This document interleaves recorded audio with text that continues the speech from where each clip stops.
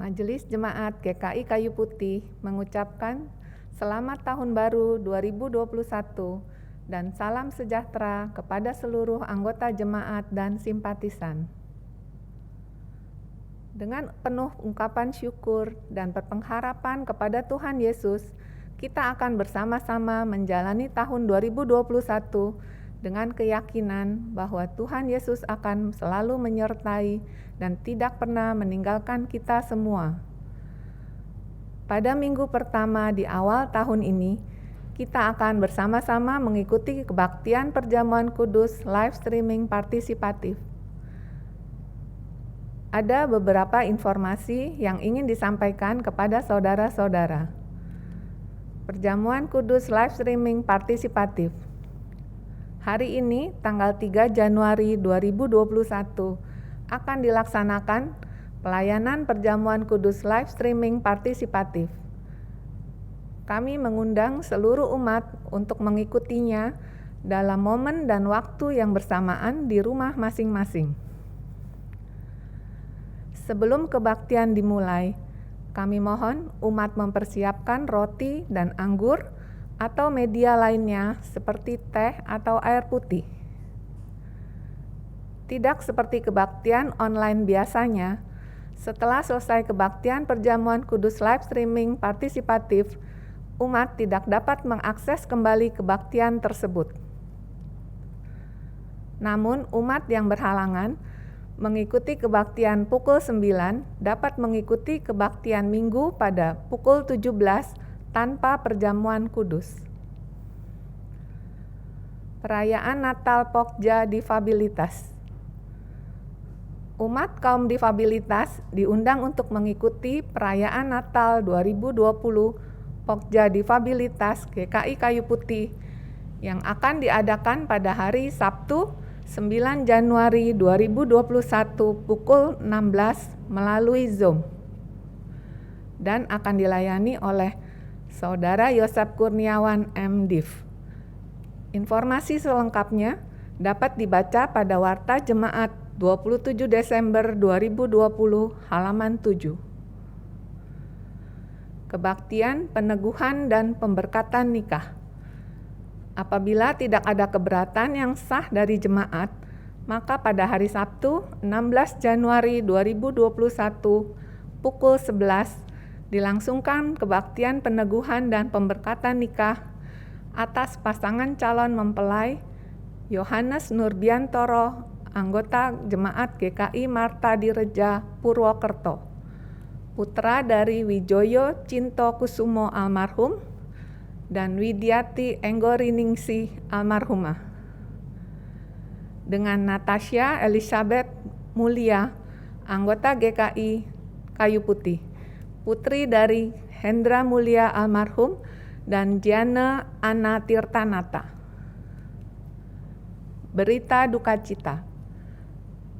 Telah meninggal dunia pada hari Senin 28 Desember 2020 di Jakarta, almarhum Max Plarus Singanegara Binti dalam usia 64 tahun, komunitas wilayah berdoa. Suami dari Christine Kristianti Ekana, ayah dari Giancarlo Satyanegara Binti, Astrid Octavia, dan Giorgio La Rose Satyanegara Binti, Olivia Oktora. Kakek dari Ayaka Fidela Alexandrea. Jenazah telah dimakamkan pada hari Rabu 30 Desember 2020 di TPU Lestari Memorial Park Karawang. Kepada keluarga yang berduka, kami mendoakan agar teguh dalam iman dan menerima anugerah penghiburan dalam kasih Tuhan Yesus Kristus. Bagi umat yang memerlukan bantuan pelayanan, dapat menghubungi Sekretariat Gereja pada jam kerja dari hari Senin sampai dengan hari Minggu pukul 9 sampai 16. Umat yang dikasihi Allah, Marilah kita mempersiapkan hati untuk memulai kebaktian hari ini.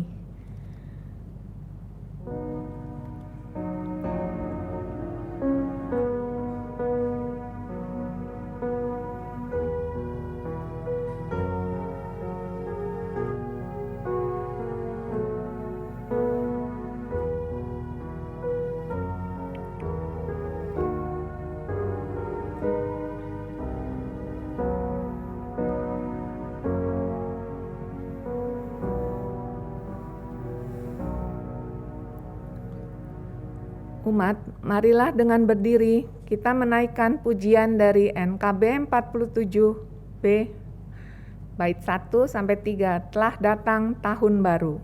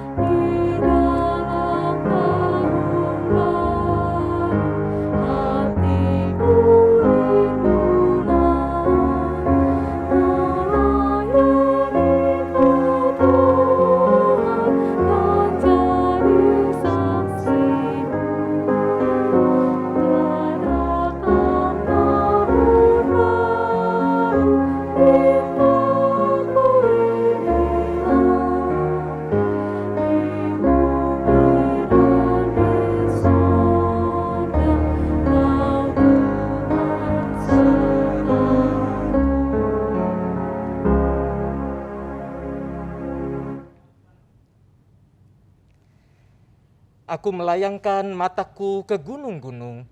Dari manakah akan datang pertolonganku? Pertolongan kita adalah dari Tuhan yang menjadikan langit dan bumi.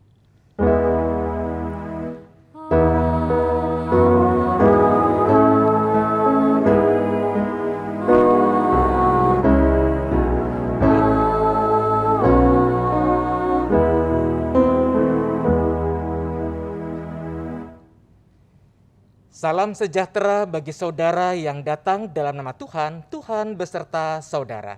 Dan beserta saudara juga.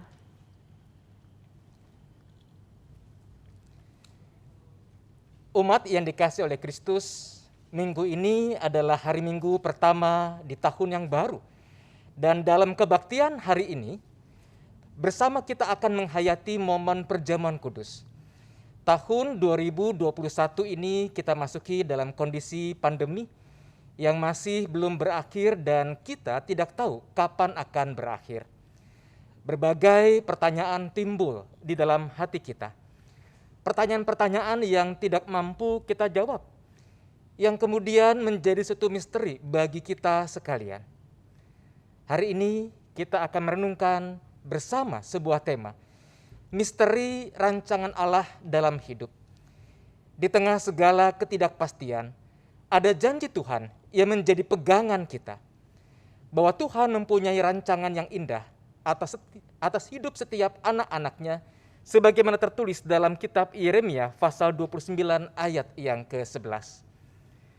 Sebab aku ini mengetahui rancangan-rancangan apa yang ada padaku mengenai kamu, Demikianlah firman Tuhan, yaitu rancangan damai sejahtera dan bukan rancangan kecelakaan, untuk memberikan kepadamu hari depan yang penuh harapan.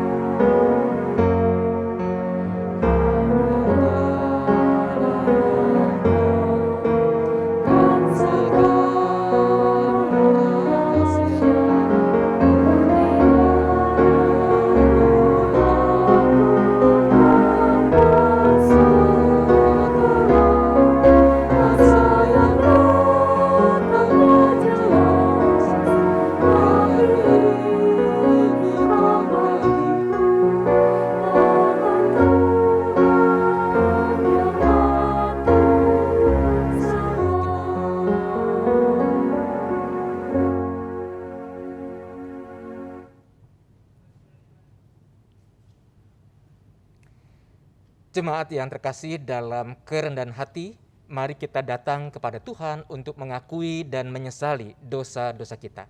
Umat sekalian diberikan kesempatan menaikkan doa pengakuan secara pribadi lebih dahulu. Kita berdoa.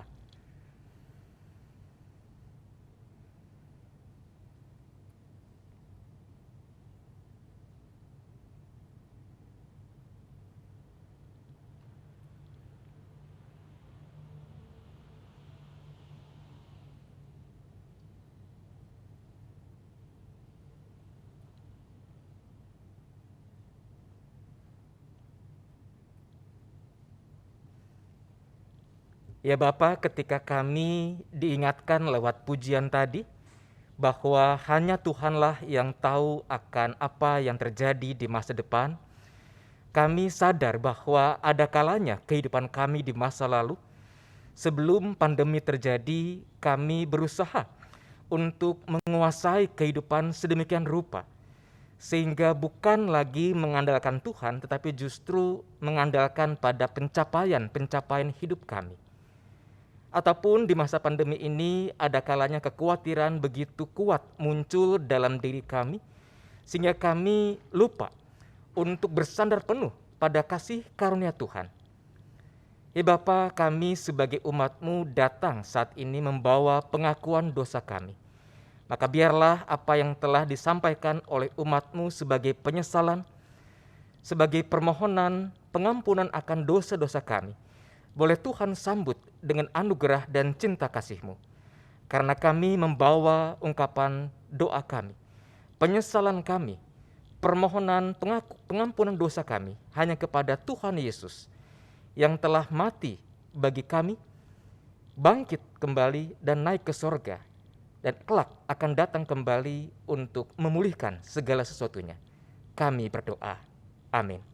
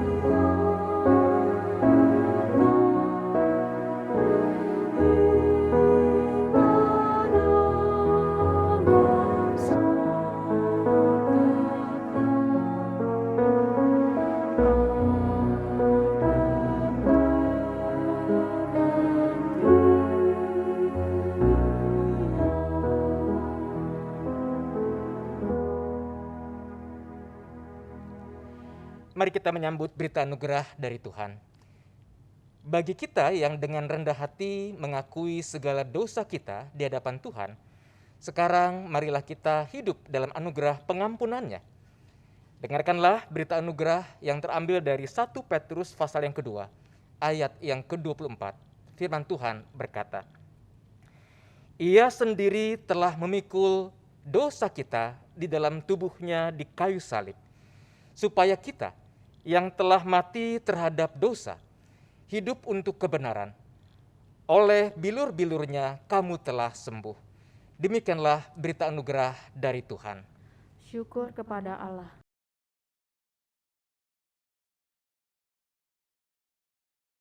Diriku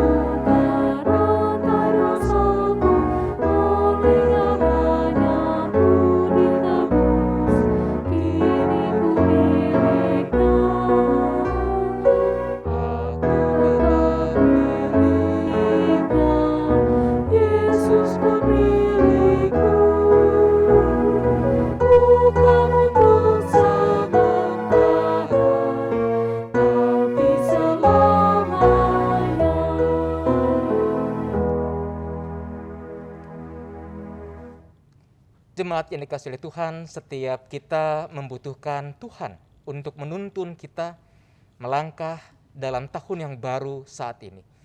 Sebelum pemberitaan firman lewat khotbah disampaikan, sebuah pemberitaan firman lewat pujian akan disampaikan oleh paduan suara Gideon secara rekaman. People Need the Lord.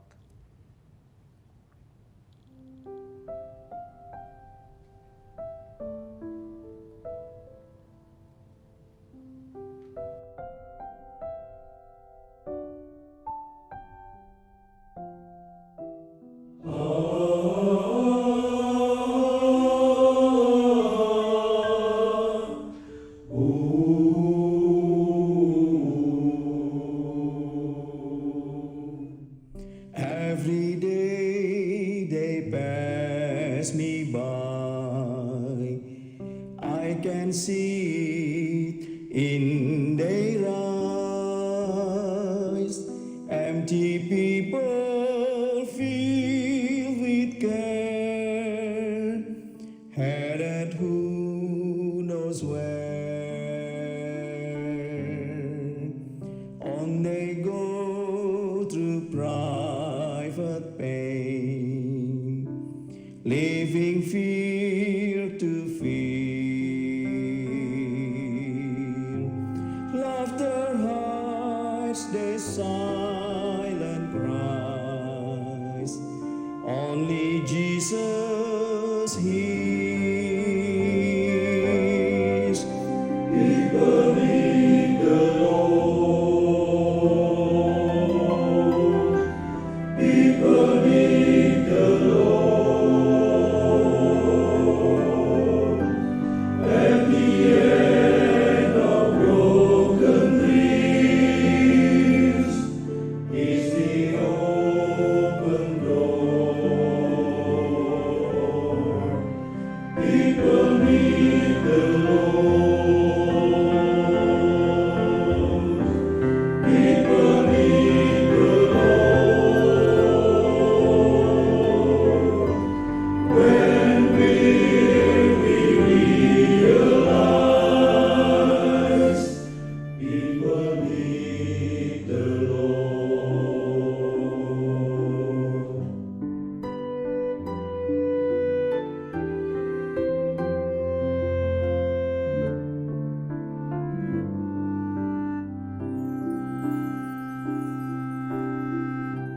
Setiap hari ku jumpa sesamaku manusia, hidup penuh derita, tiada tujuan, meraba di kegelapan.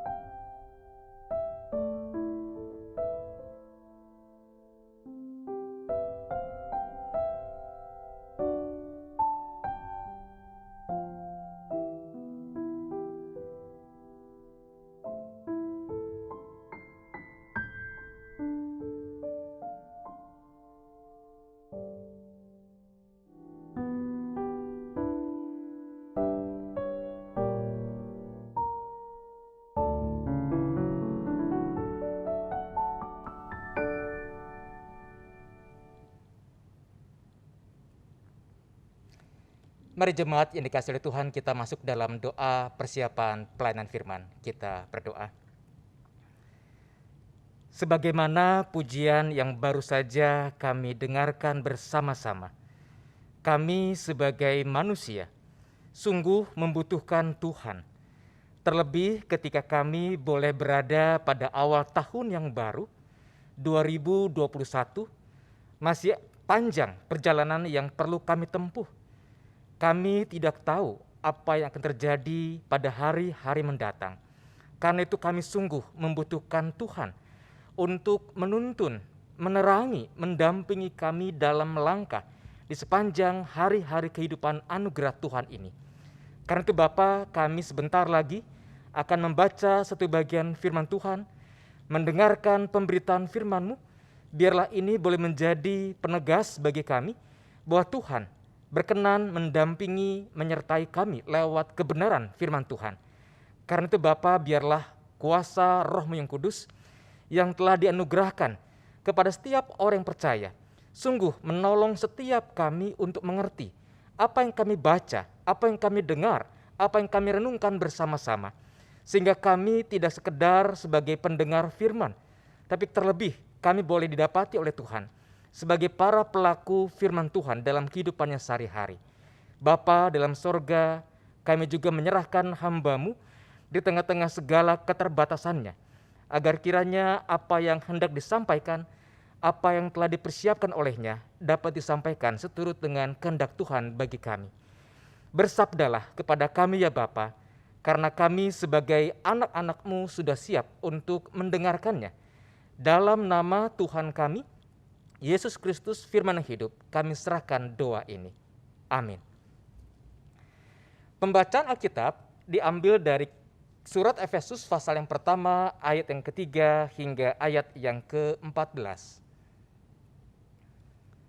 Firman Tuhan berkata, "Terpujilah Allah dan Bapa Tuhan kita Yesus Kristus, yang dalam Kristus telah mengaruniakan kepada kita segala berkat rohani di dalam sorga. Sebab di dalam Dia Allah telah memilih kita sebelum dunia dijadikan, supaya kita kudus dan tak bercacat di hadapan-Nya. Dalam kasih Ia telah menentukan kita dari semula oleh Yesus Kristus untuk menjadi anak-anak-Nya, sesuai dengan kerelaan kehendak-Nya, supaya terpujilah kasih karunia-Nya yang mulia, yang dikaruniakannya kepada kita di dalam Dia, yang dikasihinya. Sebab di dalam Dia dan oleh darah-Nya kita beroleh penebusan, yaitu pengampunan dosa, menurut kekayaan kasih karunia-Nya, yang dilimpahkannya kepada kita dalam segala hikmat dan pengertian. Sebab Ia telah menyatakan rahasia kehendak-Nya kepada kita, sesuai dengan rencana kerelaan-Nya, yaitu rencana kerelaan yang dari semula telah ditetapkannya di dalam Kristus, sebagai persiapan kegenapan waktu untuk mempersatukan di dalam Kristus sebagai kepala segala sesuatu, baik yang di sorga maupun yang di bumi. Aku katakan di dalam Kristus, karena di dalam Dialah kami mendapat bagian yang dijanjikan. Kami yang dari semula ditentukan untuk menerima bagian itu sesuai dengan maksud Allah, yang di dalam segala sesuatu bekerja menurut keputusan kehendak-Nya, supaya kami yang sebelumnya telah menaruh harapan pada Kristus boleh menjadi puji-pujian bagi kemuliaan-Nya. Di dalam Dia kamu juga, karena kamu telah mendengar firman kebenaran, yaitu Injil keselamatan-Mu, di dalam Dia kamu juga, ketika kamu percaya, dimeteraikan dengan Roh Kudus yang dijanjikannya itu. Dan Roh Kudus itu adalah jaminan bagian kita, sampai kita memperoleh seluruhnya, yaitu penebusan yang menjadikan kita milik Allah untuk memuji kemuliaan-Nya. Demikianlah pembacaan firman Tuhan. Berbahagialah setiap kita yang mendengarkan firman Tuhan, merenungkannya, dan memeliharanya di dalam sikap kehidupannya sehari-hari. Haleluya.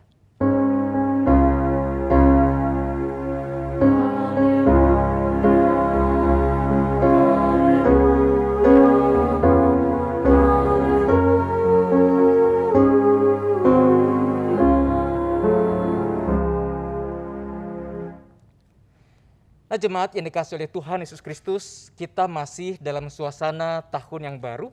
Oleh karena itu, izinkanlah saya untuk mengucapkan selamat tahun baru kepada kita semua.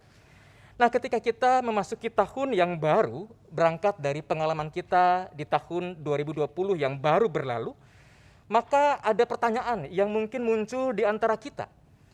Apa yang akan terjadi di tahun 2021 ini? Apakah situasi kehidupan kita di tahun ini akan lebih baik daripada tahun 2020? Ada orang yang menyebut tahun 2020 sebuah tahun yang angkanya memang cantik, sebagai annus horribilis, sebuah istilah dalam bahasa Latin yang artinya tahun yang mengerikan. Sebab kita sejenak melihat apa yang terjadi di tahun lalu. Awal tahun baru, kita yang tinggal di Jakarta dan sekitarnya mengalami banjir besar. Bukan hanya sekali, berkali-kali. Masuk pada bulan ketiga sampai akhir tahun, bahkan sampai sekarang terjadi pandemi yang masih melanda. Nah, akankah tahun 2021 ini menjadi annus horribilis juga, tahun yang mengerikan? Ataukah tahun 2021 menjadi annus mirabilis? Ungkapan dalam bahasa Latin yang artinya tahun yang indah, tahun yang penuh mujizat, tahun yang penuh keajaiban. Seiring dengan rencana vaksinasi oleh pemerintah di awal tahun ini. Mungkin kita juga bertanya, apakah dengan adanya vaksinasi yang sudah dimulai di beberapa negara di Eropa, bahkan tetangga kita Singapura juga sudah memulai vaksinasi, akankah dengan aneka tindakan itu pandemi ini dapat segera usai di dunia? Atau mungkin di antara Bapak Ibu, saudara-saudari sekalian juga ada pertanyaan-pertanyaan yang muncul tentang tahun ini, 2021. Nah, jemaat yang dikasihi oleh Tuhan Yesus Kristus, pengalaman kita di tahun yang lalu sesungguhnya mengajarkan kepada kita bahwa ada hal-hal yang dalam kehidupan kita yang tidak bisa kita kendalikan. Ada hal yang sifatnya misteri di dalamnya. Setiap kita bukan tidak mungkin punya rencana-rencana di tahun 2019. Apakah itu rencana untuk membangun usaha, menikahkan anak, dan sebagainya. Namun dengan adanya pandemi di tahun 2020 lantas rencana-rencana kita berantakan. Oleh karena itu, Pendeta Yoas Adi Prasetya pada bulan Mei 2020 yang lalu dalam serangkaian webinar yang dia pimpin menggambarkan bahwa umat manusia ketika menghadapi pandemi di tahun 2020 seperti sedang berjalan di dalam kabut atau walking in the fog. Apa yang terjadi di depan sana tidak tampak dengan jelas karena ada kabut pandemi yang menyelimuti kita. Apa yang bisa kita lakukan adalah melangkah sedikit demi sedikit di tengah-tengah kabut pandemi yang terjadi. Kita diperhadapkan pada ketidakberdayaan menghadapi virus yang begitu kecil ini. Nah, jemaat yang terkasih, hal ini sepertinya bertolak belakang dengan fenomena yang terjadi pada tahun-tahun sebelumnya. Tepatnya awal tahun 2000-an. Di mana pada tahun itu, pada masa-masa itu, potensi manusia atau kehebatan diri manusia begitu diagung-agungkan. Buku semacam Secret yang begitu memuja kekuatan pikiran, laris manis, meyakinkan banyak orang tentang betapa hebatnya manusia, terutama kekuatan pikirannya. Pada tahun-tahun tersebut, suasana pun dipenuhi dengan optimisme. Belum lagi kita bisa menyaksikan di layar kaca banyak motivator bermunculan untuk mengajarkan manusia mengembangkan potensi dalam dirinya. Sepertinya ada banyak hal yang bisa manusia kerjakan dalam kehidupannya. Tetapi dengan adanya pandemi COVID-19, kita sepertinya diingatkan untuk mawas diri. Bahwa kehidupan manusia selain diwarnai oleh berbagai potensi dalam diri, dan kita secara teologi, secara iman Kristiani meyakini itu sebagai berkat, anugerah yang Tuhan titipkan kepada kita, yang perlu kita kelola. Ternyata selain adanya potensi itu, kita pun juga tidak bisa melepaskan diri dari apa yang namanya vulnerability atau kerapuan hidup. Atau kita barangkali pernah mendengar istilah keambiaran hidup. Pandemi COVID-19 mengajarkan kita demikian, untuk mawas diri. Kita punya potensi, iya, tapi dalam diri kita pun juga punya kerapuan hidup. Nah, salah satu kerapuan hidup yang perlu disadari pada masa pandemi ini adalah bahwa manusia kita tidak bisa merancang masa depan terlalu jauh. 2 tahun ke depan, 3 tahun ke depan kita sukar untuk melakukan hal tersebut. Pendeta Yesi dalam khotbah malam tahun baru mengutip kecenderungan manusia sebelum pandemi. Bagaimana manusia berupaya untuk menjadikan pencapaian-pencapaian di masa depan sebagai sesuatu yang didamba, sebagai sesuatu yang dikejar-kejar. Sehingga pencapaian-pencapaian itu pada gilirannya menjadi berhala dalam kehidupan manusia. Nah, hal itu tidak lagi bisa kita lakukan. Kita berhadapan dengan dimensi misteri, sesuatu yang sebenarnya merupakan bagian integral dari kehidupan manusia, namun sempat disingkirkan ketika optimisme berlebihan akan potensi manusia muncul pada tahun-tahun yang lalu. Apa yang akan terjadi pada tahun 2021 ini tidak bisa kita cermati dengan jelas. Kalaupun program vaksinasi di Indonesia sudah bisa dilaksanakan pada Januari tahun ini, namun butuh waktu minimal 1 tahun. Bahkan sempat ada kutipan berita Menteri Kesehatan mengatakan butuh waktu 3,5 tahun untuk melaksanakan vaksinasi hingga tuntas. Dan apakah dengan vaksinasi yang telah tuntas itu dampak dari pandemi ini akan segera hilang? Belum bisa dipastikan. Ada unsur misteri di dalamnya. Nah, jemaat yang dikasihi oleh Tuhan Yesus Kristus, di satu sisi kita disadarkan bahwa kehidupan ini diwarnai oleh hadirnya misteri.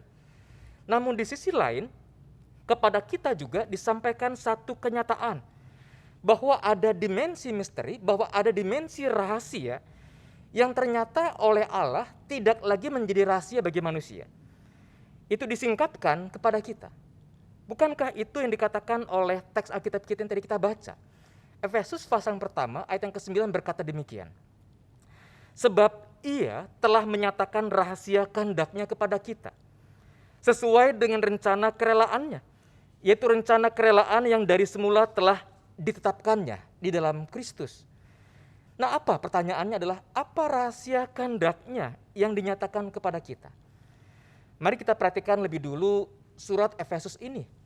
Nah, jemaat yang dikasihi oleh Tuhan, surat Efesus ditujukan kepada sebuah komunitas yang berasal dari bangsa-bangsa non-Yahudi yang telah menjadi Kristen dan ditulis oleh seorang yang memiliki perspektif Yahudi yang kuat.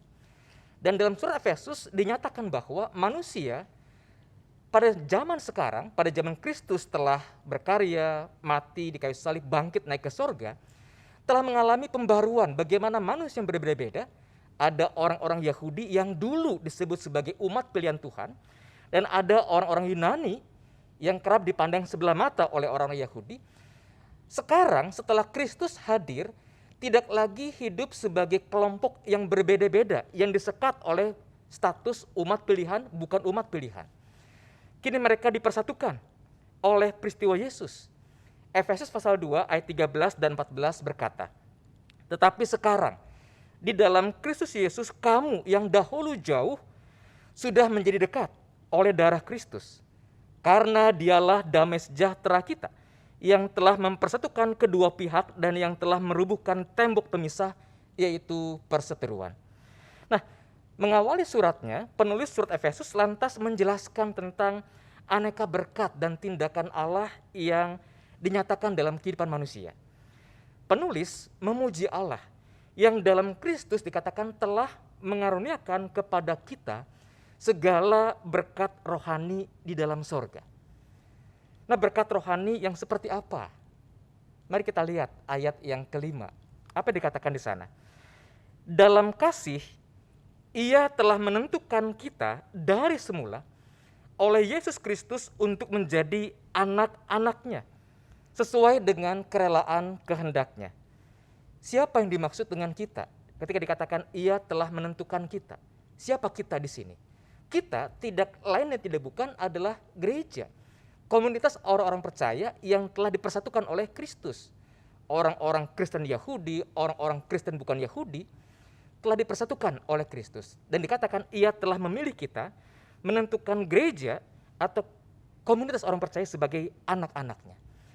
Nah, disinilah jemaat yang dikasihi Tuhan, kita berkenalan dengan apa yang dikatakan dengan teologi adopsi atau pengangkatan kita sebagai anak-anak oleh peristiwa Yesus. Istilah adopsi ini diambil dari ayat yang sama, ayat yang kelima dalam bahasa Inggris. Saya akan bacakan dalam New Revised Standard Version. Dikatakan, He destined us for adoption as His children through Jesus Christ, according to the good pleasure of His will. Nah, jemaat yang dikasihi oleh Tuhan, tindakan adopsi, pengangkatan anak bukanlah hal yang umum pada masa itu. Namun pada masa kini kita bisa membayangkan bahwa adopsi itu ada keunikannya. Seseorang yang diadopsi, lantas status sosialnya akan meningkat sama dengan orang tua yang mengangkatnya. Mereka juga meraih kesejahteraan sama seperti yang dirasakan oleh orang tua angkat. Dan berdasarkan apa yang dialaminya itu, maka orang-orang yang diadopsi lantas berupaya untuk menghormati, untuk menjaga nama baik dari orang tua yang mengangkatnya. Nah, karena itu tidak heran ketika dalam ayat 5 tadi dikatakan kita telah diangkat, telah diadopsi menjadi anak-anak Allah. Penulis surat Efesus pada bagian awal memuji tentang segala berkat rohani dalam sorga yang telah disampaikan kepada kita. Apa artinya? Kalau kita mencermati kembali pola adopsi, maka apa yang dimiliki oleh Allah sebagai pengadopsi kita, ternyata diberikan juga kepada kita, anak-anaknya untuk dinikmati, untuk dirasakan. Pertanyaannya adalah, siapa kita? Sehingga kita diangkat sebagai anak-anak adopsi oleh Allah. Apa prestasi kita sehingga kita diadopsi olehnya? Apa keistimewaan kita sehingga Allah melirik kita menjadi anaknya? Bukankah manusia, bukankah saudara dan juga saya adalah makhluk-makhluk yang rapuh? Lalu mengapa Allah bersedia mengadopsi kita sebagai anaknya? Nah, inilah dimensi misteri. Inilah dimensi rahasia yang Allah singkapkan kepada kita. Kita tidak tahu apa yang menjadi latar belakang Allah memilih kita. Ada misteri, kenapa kita, manusia yang rapuh, manusia yang berdosa ini. Nah, dengan kata lain, sekalipun situasi kehidupan kita di tahun 2021 ini bukan tidak mungkin masih diliputi oleh misteri, tetapi tidak misteri-misteri amat. Ada misteri yang terkuak. Itu bagaimana manusia yang rapuh ini ternyata diadopsi oleh Allah menjadi anak-anaknya. Nah, jemaat yang dikasihi oleh Tuhan, apa yang bisa kita pelajari dari berita yang demikian? Khususnya dari teks Alkitab yang telah kita baca tadi. Ada 3 hal yang bisa kita renungkan.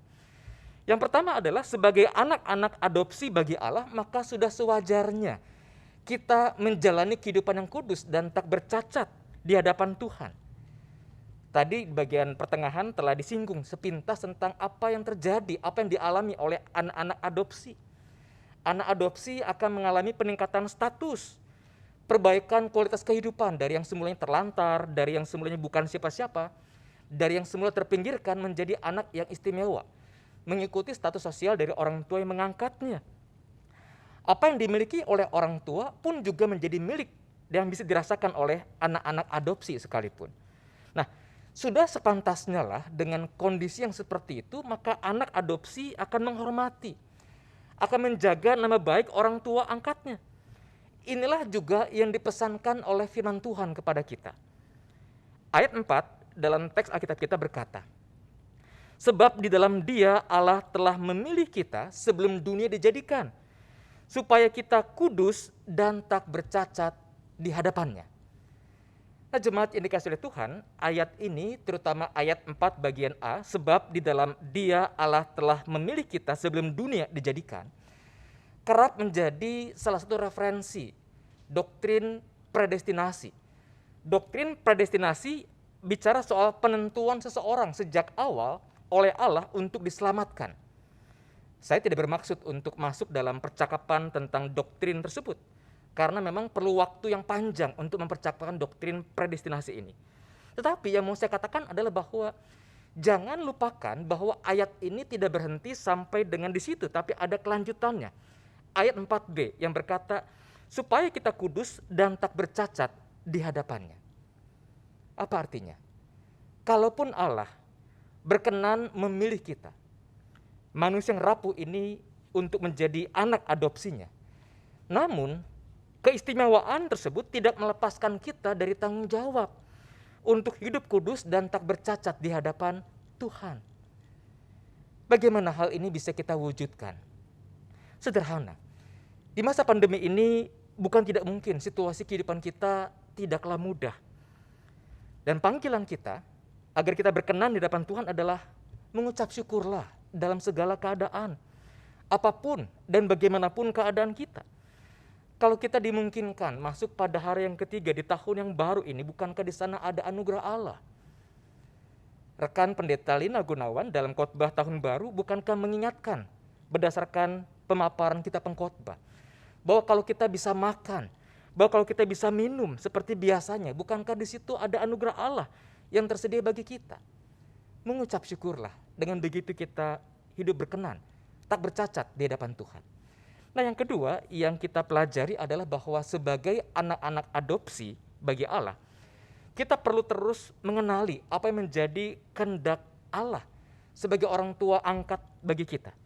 Itulah sebabnya dalam ayat yang ke-13 firman Tuhan berkata, di dalam Dia kamu juga, karena kamu telah mendengar firman kebenaran, yaitu Injil keselamatanmu.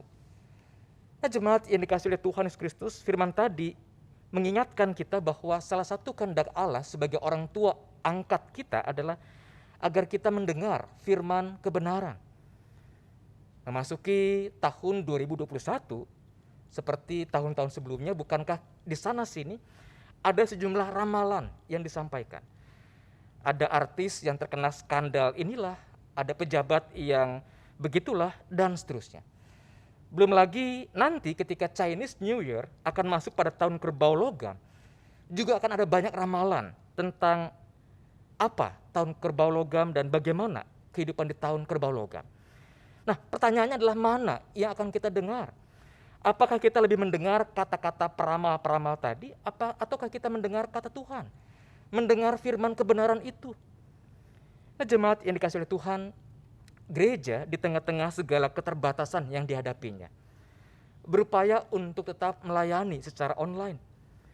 Selain kebaktian minggu, ada juga persekutuan wilayah, ada juga PA wilayah secara online yang bisa kita ikuti. Belum lagi ada kelompok-kelompok life group kaum muda yang juga muncul untuk memelihara persekutuan umat. Nah, sudahkah kita sungguh-sungguh memanfaatkan aneka kegiatan tadi untuk kita belajar firman Tuhan, untuk mengenali lebih jauh kehendak Allah yang telah mengadopsi kita? Mari, tekad untuk mendengar firman kebenaran itu menjadi sebentuk tekad kita di tahun yang baru ini. Yang ketiga, yang terakhir, kita belajar bahwa Allah yang mengadopsi kita sebagai anak-anaknya tetap mengasihi kita, yakni lewat Roh Kudus-Nya yang dijaminkan bagi kita. Mari kita perhatikan ayat 14 firman Tuhan tadi.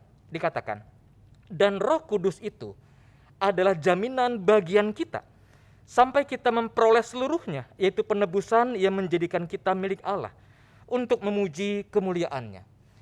Nah, jemaat yang dikasihi oleh Tuhan, tahun 2021 memang seperti kabut. Apakah situasi pandemi dapat dikendalikan? Apakah kondisi ekonomi kita dapat lebih baik? Apakah kita dapat kembali bertemu di gedung gereja secara onsite? Kita belum tahu. Ada unsur misteri di dalamnya. Tetapi ketika Roh Kudus dijaminkan kepada kita, bukankah di sana kita memiliki kekuatan untuk terus melangkah? Hari ini juga akan dilayankan Perjamuan Kudus live streaming partisipatif. Maka Perjamuan Kudus yang dilaksanakan bukankah menolong kita untuk mengingat akan janji pemeliharaan Tuhan itu? Roti dan anggur yang dibagikan merupakan lambang dari tubuh dan darah Kristus. Tetapi sesungguhnya roti dan juga anggur itu bukankah juga ada perlambang dari makanan dan minuman yang setiap harinya kita terima, yang kita yakin bersumber dari Tuhan. Oleh karena itu, mari kita nikmati hari ini. Nikmati kebersamaan dengan keluarga kita. Nikmati pekerjaan, nikmati usaha yang masih kita miliki. Nikmati makanan dan minuman yang masih bisa kita terima.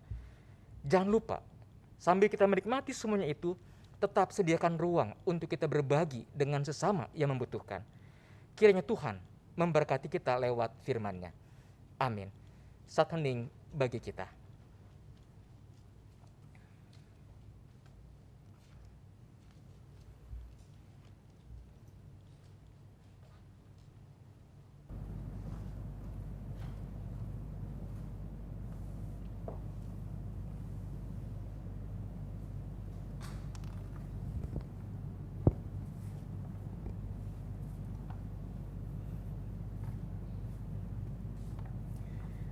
umat Allah, marilah bersama dengan gereja di seluruh abad dan tempat, kita mengakui pengakuan iman kita menurut pengakuan iman rasuli yang mengatakan, Aku percaya kepada Allah, Bapa yang Maha Kuasa, Khalik langit dan bumi, dan kepada Yesus Kristus, Anaknya yang tunggal Tuhan kita, yang dikandung daripada Roh Kudus, lahir dari anak darah Maria, yang menderita sengsara di bawah pemerintahan Pontius Pilatus, disalibkan, mati dan dikuburkan, turun ke dalam kerajaan maut, pada hari yang ketiga bangkit pula dari antara orang mati, naik ke sorga, duduk di sebelah kanan Allah, Bapa yang Maha Kuasa, dan dari sana Ia akan datang untuk menghakimi orang yang hidup dan yang mati. Aku percaya kepada Roh Kudus, gereja yang kudus dan persekutuan orang kudus, pengampunan dosa, kebangkitan orang mati, dan hidup yang kekal. Amin.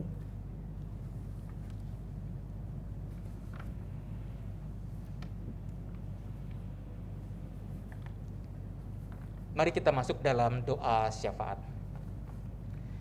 Ya Bapa, kami sungguh bersyukur jikalau pada saat ini kami boleh memasuki hari Minggu pertama di tahun yang baru. Dan kami juga boleh menikmati persekutuan dengan Tuhan dan sesama kami, keluarga demi keluarga dapat mengikuti kebaktian di tempat kami masing-masing. Maka biarlah Bapa, apa yang baik yang boleh kami terima sampai dengan saat ini, demikian pula berita sukacita yang firman Tuhan sampaikan kepada kami.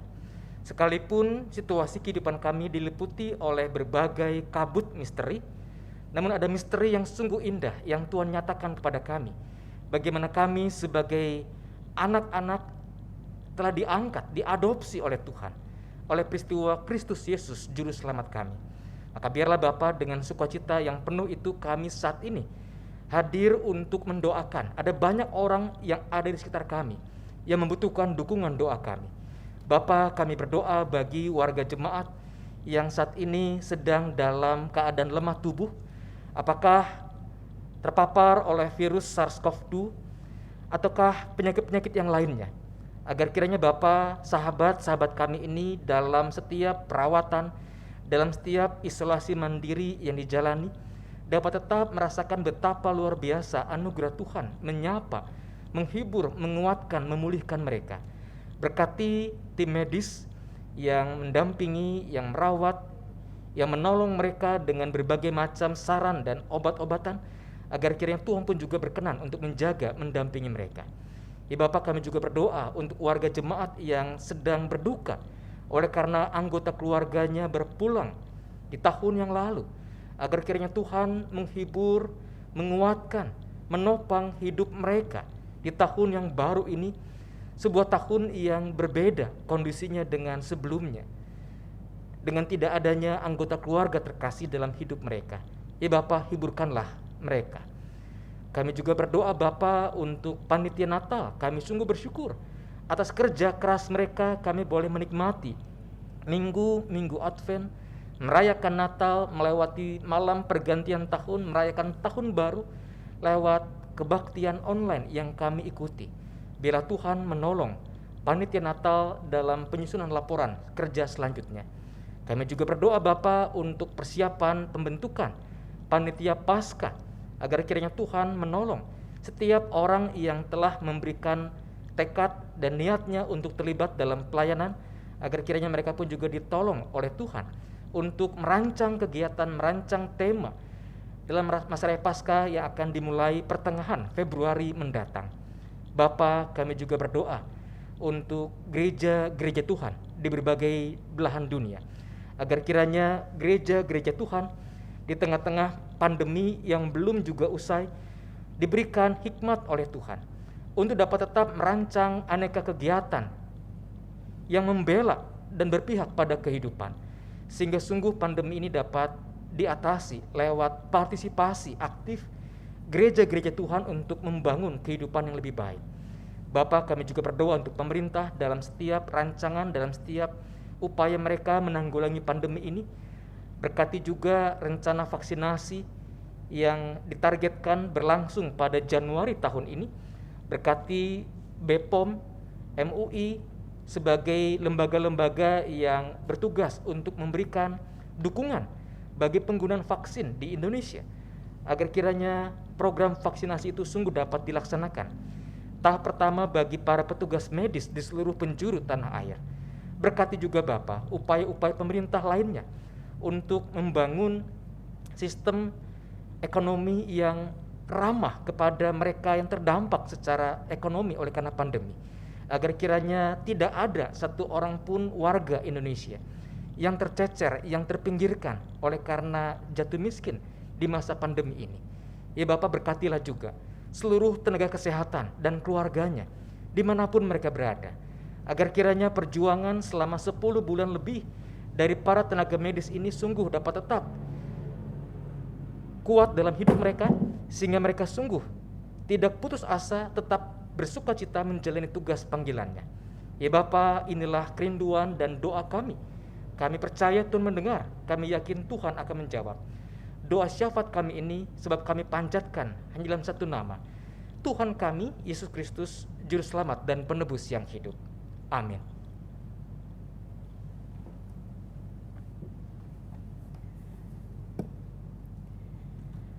Dengan penuh rasa syukur atas kasih setia Allah, marilah kita memberikan persembahan yang terbaik bagi Tuhan dengan berlandaskan firman Tuhan dari Mazmur 136 ayat 1. Bersyukurlah kepada Tuhan sebab Ia baik, bahwasanya untuk selama-lamanya kasih setianya.